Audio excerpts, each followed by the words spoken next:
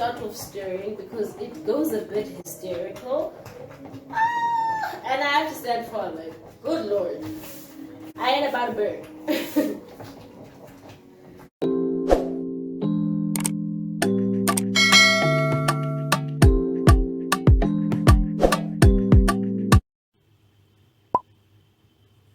Hi there, welcome back to my YouTube channel. In today's video, I am making Sadza and Maguru with morojo, my veggie, muriwo, like I don't know, but it's gonna be a little one. I've been craving mohodu. So in SA, it's also known as mohodu or ulusu. I hope I'm not butchering that. An English term is tripe. So tripe is basically the inside. It's actually the cow's stomach. So the cow's stomach has got many chambers and many different types of lining inside. I think because of how the cow eats and you know how it chews its gut, you know that whole story. But I love the hairy mohodu. Anyway, like let's get straight into it. I'll show you which one I got. I got it at Pick n Pay.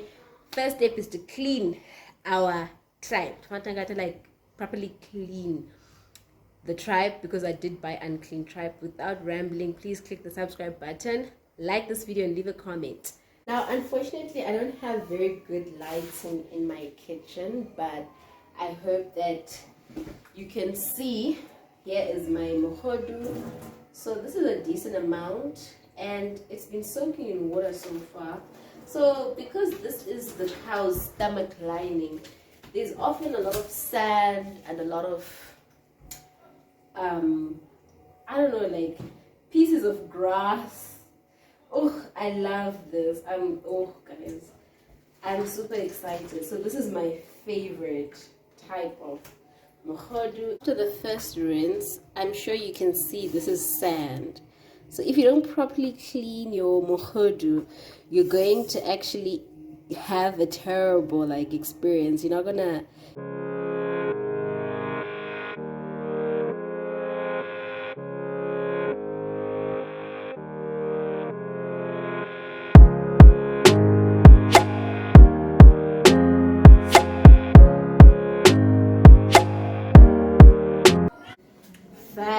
I don't know what this cow was eating, but clearly it was eating a lot of sand because I kept rinsing. I actually have a technique my mom does. So you can use like a table knife with the back of a knife, and you sort of do that as you let water run down, right?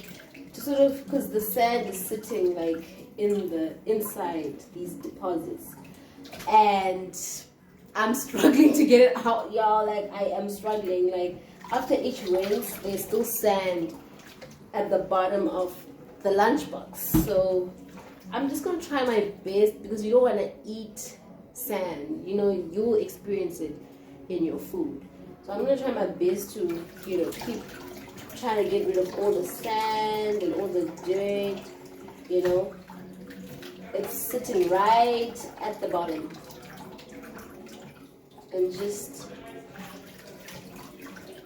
And I don't like that white tripe. Can we just talk about that? Like that in real tripe. I like it this color, and I don't want to know how they get it white. That's scary. Even if they use lemon, why would you want to have lemon flavored tripe? Like, nah. So yeah, I'm just gonna continue doing this method that my mom taught. Hey guys, let me close this thing because there's people making noise in the other. Yeah, my neighbors are making noise. It's weekend. So you want to cut your tripe about into 5 by 5 centimeter blocks or squares, and throw that in a large pot, right?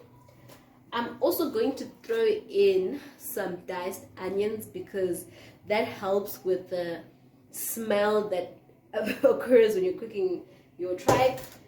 So yeah, I put the onions at the beginning of the boiling point, and as you can see, I trimmed off most of the fat. I don't like fat, and also a lot of the sand and grass especially likes to hide behind the fat, so I trim as much fat as I can. I'm super excited.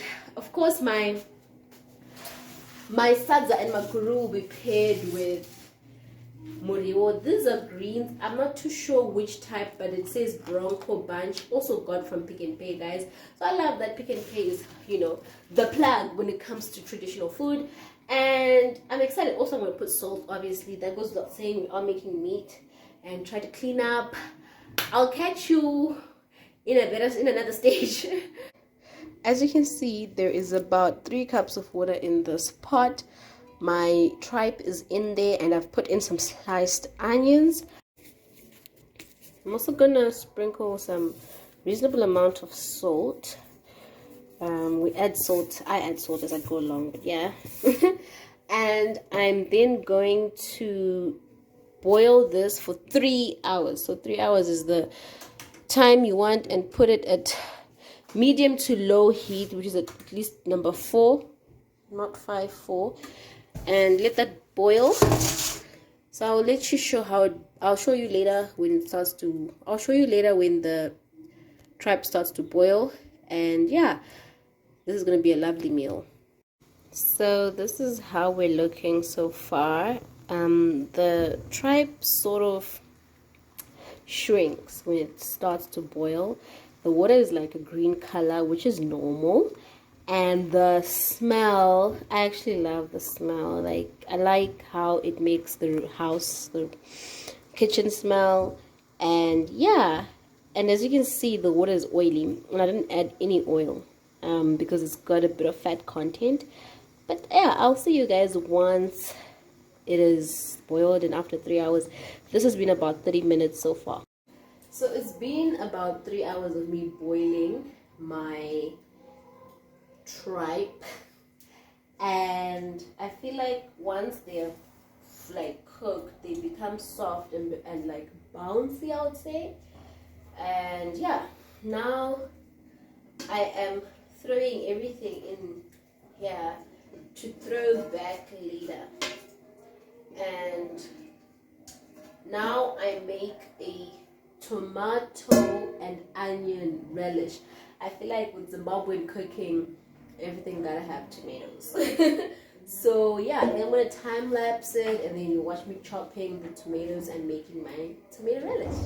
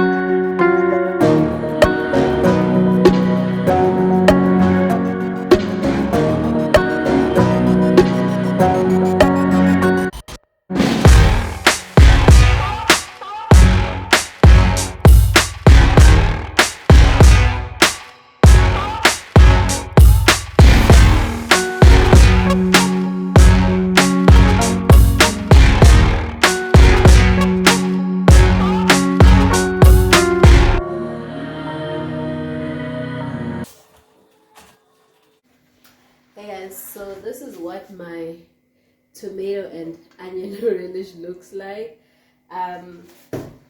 But I let that cook bubble, and then do a bit of cleaning up here.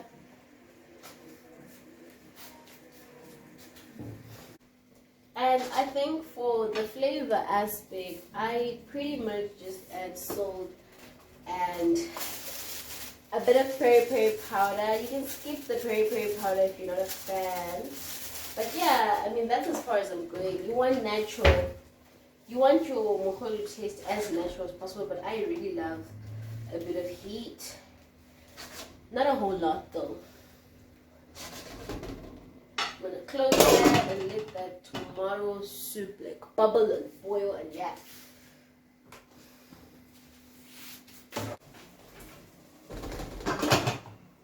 Next up, I am washing and chopping my veggies.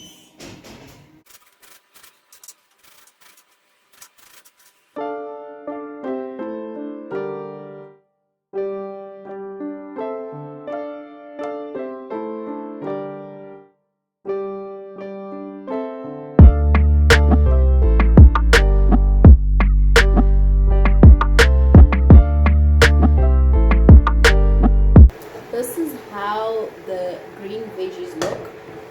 I am just going to be boiling that. Not boiling, but frying. So I put oil, then I fry onions, then I throw in the chopped green veggies.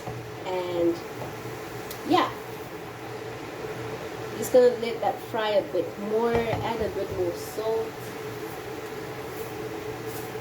I'm just keeping the flavors simple because that's what traditionally we do. Yeah. Hey guys, I'm still alive and people are still playing loud music like 6 midnight. Anyways, I don't know what they're celebrating. How I make my pap is I start off with cold water. Now cold water is important because if I start with hot water straight away, I'm going to get lumps in my pap. So I start with cold water, and because I've made pap plenty of times now, I eyeball it.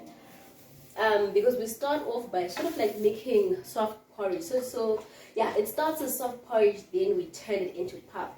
So typically in Zim culture or Shona culture, we like to let it bubble for like quite a while, like 15 to 20 minutes.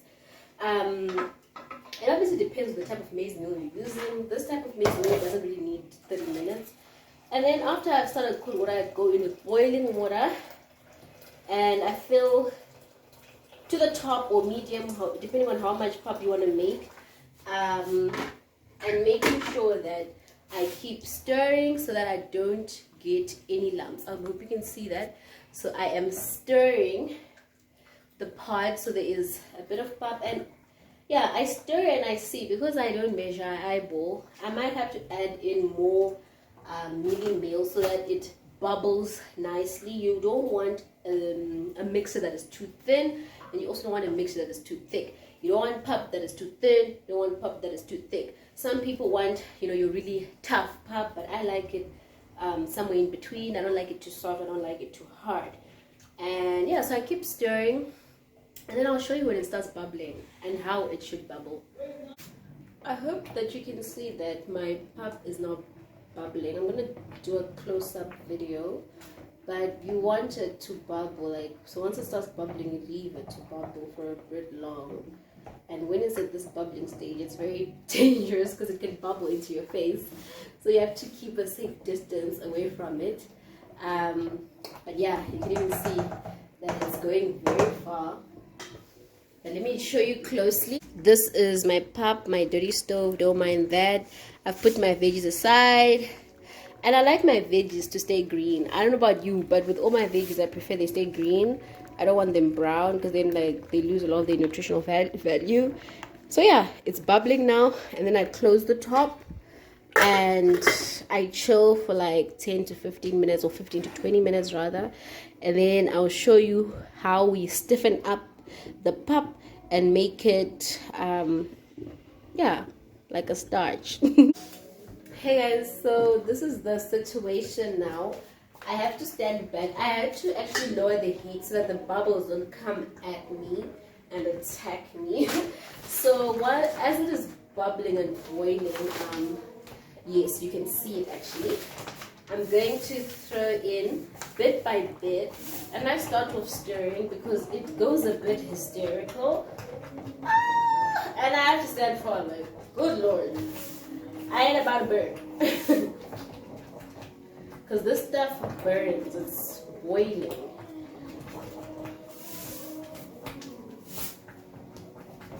I think it's safe to move a bit closer now.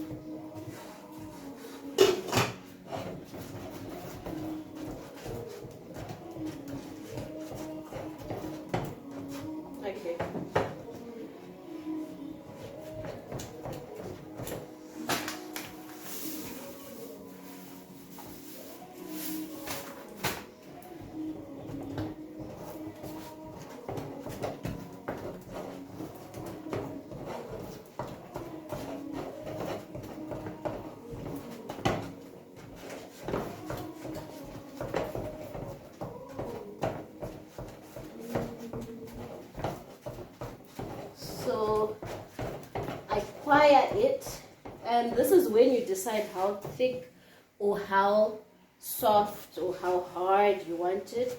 This is looking a bit too soft for me, so I think I'm going to add the last bit of, and I think we have, like with pap and sadza, the difference is, it's all about technique, I think. This is folding in, this choir thing. If I directly translate this to English and my experience from baking, this is actually folding in. And now my pap is hard. And this may look a bit thin, but once you leave it to simmer at a low heat, it thickens more and it binds more. So I'm going to leave this, and I'm going to lower my heat, and then I'll close. So this is also a crucial part of cooking the sadza. If you skip this step, you're going to eat raw maize meal. I just put in maize meal, and it needs a bit of time to just, I guess, cook and marry into the porridge that was bubbling. I don't know if you understand. I'm just trying to like explain to people that don't know pap or sadza or middle meal. Anyway, I'm tired. My kitchen is a mess, but I don't care. You can judge me if you want to, but I mean, it's quite a mission to prepare this food. My tripe is currently on a low heat. It also needs to just cook a bit longer in low heat. And I keep adding a little bit of water because, the water runs out as it cooks. And yeah.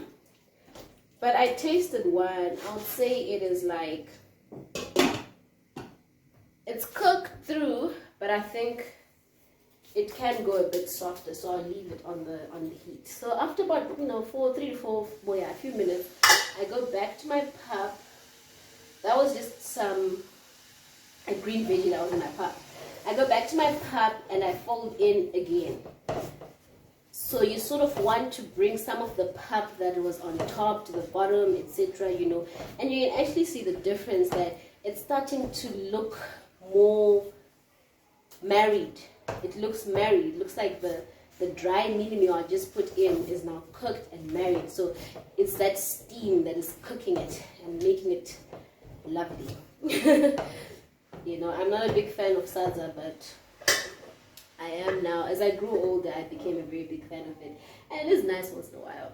It's just that I can go long without eating it and I'll be fine. And so I grab a bit of pap and I just roll it into a bowl. Grab some greens, some soup, and so good.